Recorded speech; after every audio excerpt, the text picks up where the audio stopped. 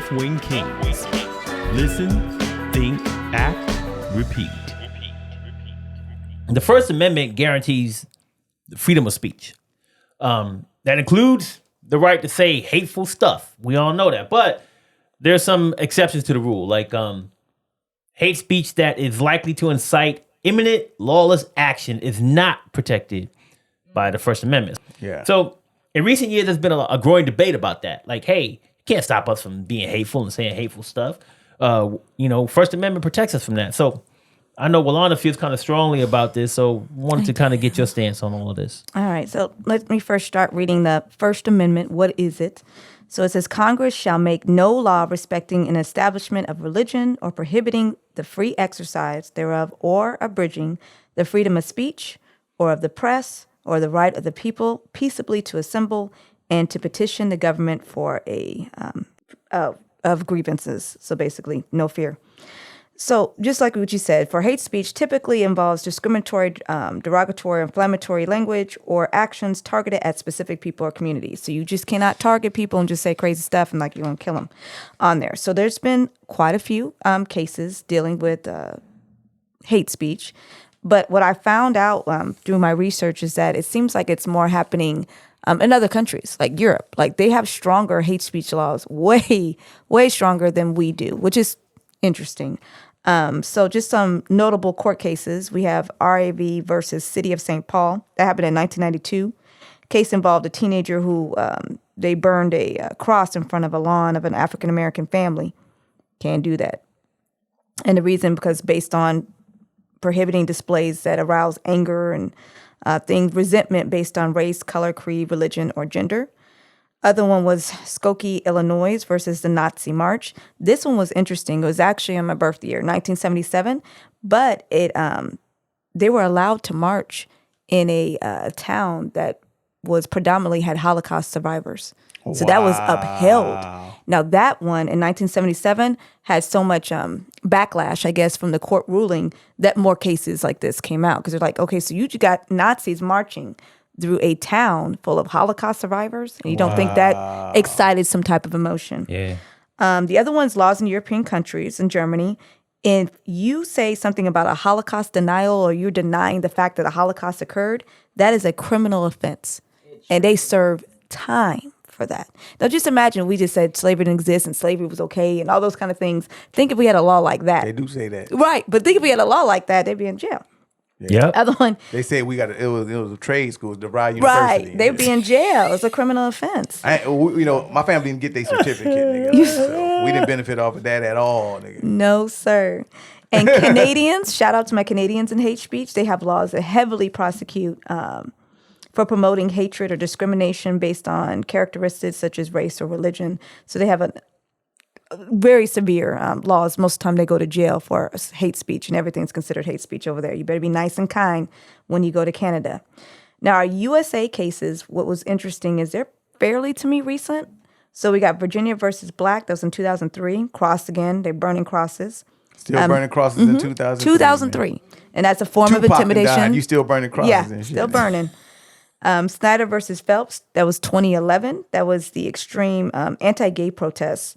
But that one was actually upheld. So basically, military, since it's considered as public property, that they can come in and say whatever they wanted to, even though that it was obviously very offensive to the deceased on there as far as being gay. So that was the anti-gay protest. And that one was held up in Supreme Court. And then Mattal versus Tam, that's in 2017. And that's where registering trademarks that may disparage people. So like your Nazi symbols and things of that nature, you can't have them. So we don't have a whole lot of laws with hate speech. And it's very, very hard, actually, it says in court, to say, because you can technically offend people. And it's okay. Yeah. Even though. So if you're not really saying I'm killing them or anything. Yeah, Right. Well, I to give us the beautiful educational background and version of freedom of speech. I get the benefit of giving you the hood ghetto ass definition. Stop talking reckless, nigga. You get your ass whooped. That's basically what it is. Talking reckless is what that's called, bro. And back, come on, Sean. We, went to school together. Some old chum, Sean Whitaker right here. Malik Whitaker. We're old chums. We went to school together.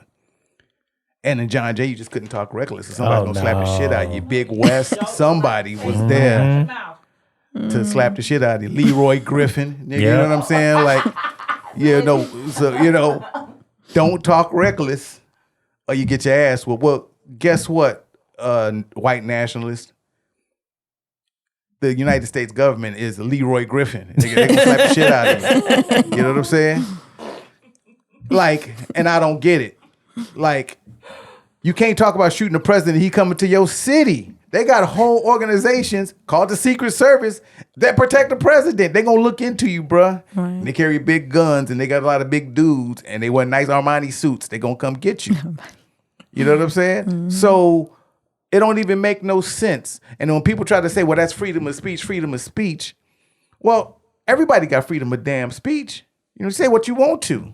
But you're going to have to pay the consequences with that. We know that. Right. I'm saying, we learned that in school. Yeah. You know what I'm saying? You just can't say what you want to say. You know what I'm saying? And you better watch who you saying it to. Exactly. You know what I'm saying? Basically, so that's just basic common sense when it comes to it. So I don't get these people, especially some of our politicians, that back up things and say, well, man, they got freedom of speech. No, you don't.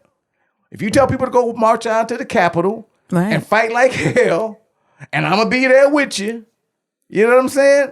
You just can't say that, and they go do it. That's called inciting a riot, and that's against the law.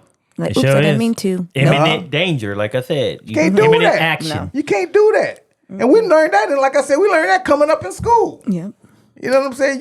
He targeted, you know what, I'm just thinking about that, because he targeted out specific people or communities. He said it in his own speech. So, I don't know, he's going to be in trouble on that one. Yeah, no, me and Sean sat at the lunch table in high school, and man, we used to cut people all day long. We was probably the best up in there just going off on people. But that was that one dude. Yeah, you were not. That you didn't say shit about. Yeah. You know what I'm saying? Because you knew that came with ass whooping. I don't care how funny you were. You know what I'm saying? So we learned that back in school. So you talking about now grown ass people don't understand that freedom of speech don't mean you just say anything off the top of your head. You won't, can't nobody do it. Just like you say. Now that's a beautiful American amendment. You know what I'm saying? Like you just said, you just can't go in Germany popping off about the Holocaust. Nope. They'll lock your ass up in there. You can't even do that shit in Canada. And Canada's right here. Yeah. Right. You so why in the United States? As I was wondering, like, because we are founded on racism. But we're supposed to be the leaders, you know. So let's lead by nature. We're supposed to be. Well, we know. When the founding fathers made that, I know he tells me all the time. They weren't talking about you. No. When the founding fathers made that, the reason they said that because you can say shit about King George. And you get locked up. So when they did that with the idea that we're going to build a country that you can be able to speak your mind as long as you're not harming nobody. You're able to speak what you want to politically. And then without fear. Through that debate, we'll be able to legislate and do things like that. That's where that came into. Now we got these idiots that just want to say anything that they want because they feel like, because, I mean, let's be real. In the 90s, we didn't have this problem. People wasn't just popping off at the mouth like that. You know what I'm saying? But when certain people got into power, they felt, okay, well, I can start saying what I want to. I have a platform that I can kind of do it, and I'm protected by the law. Yeah, you are. You know what I'm saying? You ain't protected from no ass whooping. You know what I'm saying? Yeah. So, to your point, first off, I think people were always saying this shit. It's just that they didn't have a platform to say it so that we all knew they were saying it. Like social media and shit like that. Like there was motherfuckers in the back room in a barn somewhere in Nebraska saying the same shit that they saying online on Facebook. Yeah. Right? It's just that they have a different platform that allows their words to reach a wider audience, right? So that's what's happening. And secondly to that, when you on a keyboard or you're in a room where it's just people like you feel a lot more comfortable saying what the fuck you want to say. You could Leroy Griffin in the room with you. Okay? But if that, for some strange reason, they don't think that other people are going to find out what they're saying. Or they don't think that the actions that happen based on their words, like it says here, anything that incites imminent lawless action is not protected by the First Amendment. So what you saying might cause somebody else to go out there and do some shit. This is why when I say people go out there and kill people and say I did it because of Trump, I'm like, well, nigga, that nigga should be in jail for murder too. Like, you ran out there and killed these people because what Trump said, shit like that, but he has no culpability at all. So that's a whole nother conversation. But at the end of the day, I think that it all boils down to people are more comfortable because they're in a space where there's people like them when they say it. So they're not worried about the repercussions, but they're not thinking the long game. They're not thinking, what if this what if this and this happened because of what I say? Right. And also, they hiding behind the keyboard. Yeah. And we know that just by looking at the comments we get sometimes. This motherfucker's hiding behind keyboards right now, saying all kind of outlandish shit. Yeah, I said, to your point, that if they was in front of me, Oh, they ain't gonna say that. No, they They- I get told their ass that. whooped. I said that. I was like, these people. That's why I had to stop reading some comments because I was getting so upset, and I was like, how can they type that out? Read it, type it out, and just be okay with yourself. They Just go about your day. on that bullshit. You know what I'm saying? They just looked at it and everything.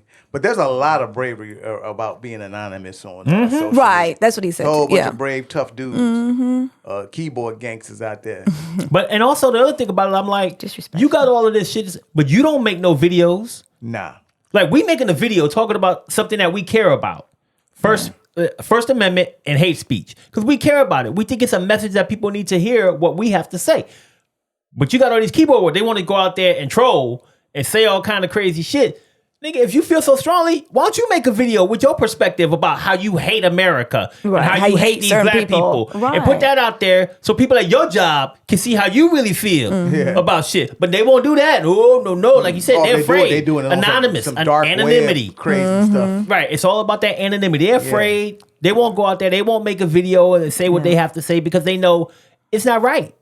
And they're gonna get in trouble for doing it if they put if they really get out there and get in front if of you people. really feel, I told people that. I said, I will find your job. I hope your job knows you don't like black folks. Yeah, I well, hope your a lot of job going knows. to people's You know me. I jobs, hope your Yeah, that you coworker support hate knows speech. that you feel this way about black men. I hope your coworker knows that when you got Billy Bob on your Facebook page, man, I should reach out and message him. This is the kind of things you're saying. It's crazy to me. I just to be hateful in itself should be against the law. You should be trying to support being kind, right?